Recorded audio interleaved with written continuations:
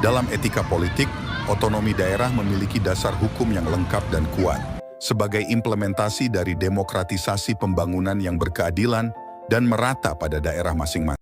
Baiklah, di sini saya ingin memperkenalkan diri terlebih dahulu. Assalamualaikum warahmatullahi wabarakatuh.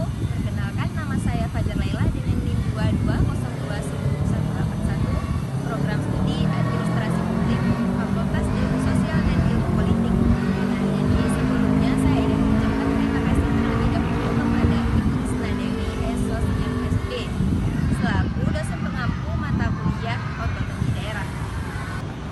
Jadi di video saya kali ini saya ingin menjelaskan tentang otonomi daerah dengan Undang-Undang Nomor 32 Tahun 2004.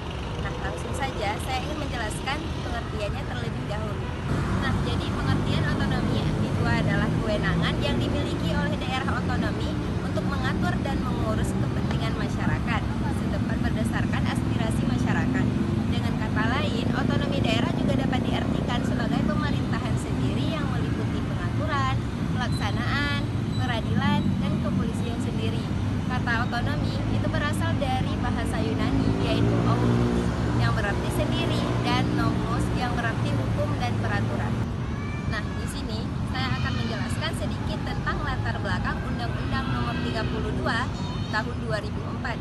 Jadi, Undang-Undang Nomor 32 Tahun 2004 itu menggantikan Undang-Undang Nomor 22 Tahun 1999 karena adanya beberapa kelemahan, yaitu yang pertama seperti adanya konflik antara kedua daerah dan DPRD serta lemahnya pengawasan pemerintah pusat.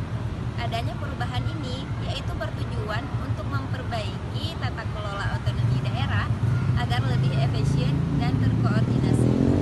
Nah, selanjutnya itu ada pembagian kewenangan antara pemerintah pusat dan provinsi dan kabupaten atau kota. Jadi, Undang-Undang Nomor 32 Tahun 2004 itu mengatur bahwa kewenangan pusat itu mencakup urusan seperti politik luar negeri, pertahanan, dan moneter.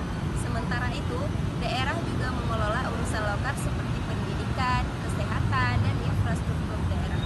Selanjutnya, itu ada sumber pendanaan daerah yang berasal dari pendapatan asli daerah, dana perimbangan, dan pendapatan lain-lain.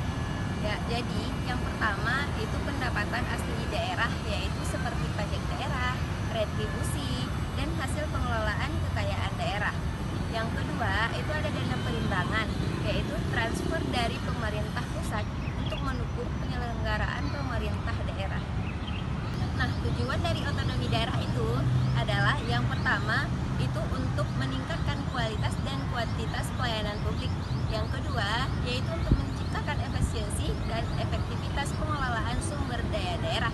Dan yang ketiga yaitu untuk memberdayakan dan menciptakan ruang bagi masyarakat untuk berpartisipasi dalam pembangunan. Jadi selanjutnya itu ada kelebihan dan kekurangan otonomi daerah.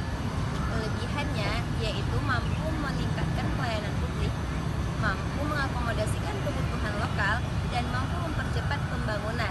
Kekurangannya itu adanya risiko korupsi di daerah dan ketimpangan antar daerah. Selanjutnya itu ada relevansi Undang-Undang Nomor 32 Tahun 2004 dengan reformasi. Undang-undang ini lahir sebagai respon terhadap era reformasi dan menuntut demokratisasi dan desentralisasi. Reformasi ini untuk membuka peluang bagi daerah untuk memiliki kewenangan lebih besar dalam mengelola sumber daya dan kebijakan lokal. Itu ada pemerintahan daerah. Pemerintahan daerah terdiri atas kepala daerah, gubernur, bupati, atau wali kota, dan DPRD. Nah, jadi kepala daerah itu bertanggung jawab untuk menjalankan otonomi daerah, sementara DPRD untuk mengawasi jalannya pemerintahan daerah. Baiklah, cukup sekian materi dari saya. Lebih dan kurang saya mohon maaf. Saya akhiri. Wassalamualaikum. warahmatullahi wabarakatuh.